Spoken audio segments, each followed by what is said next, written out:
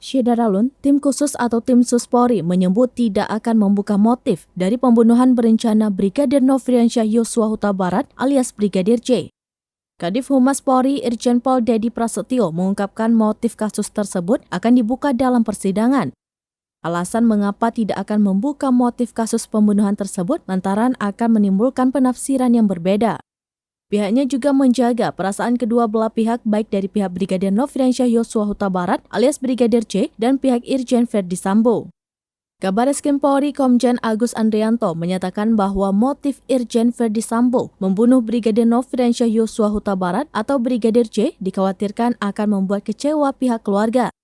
Karena itu pihaknya untuk tidak mengungkapkan motif tersebut secara terbuka ke publik. Nantinya motif itu akan terbuka sendirinya di pengadilan. Pernyataan Menteri Koordinator Bidang Politik, Hukum dan Keamanan Mahfud MD terkait motif Sambo membunuh Brigadir J juga lebih bijak. Adapun Mahfud MD mengatakan motif pembunuhan itu disebut sensitif.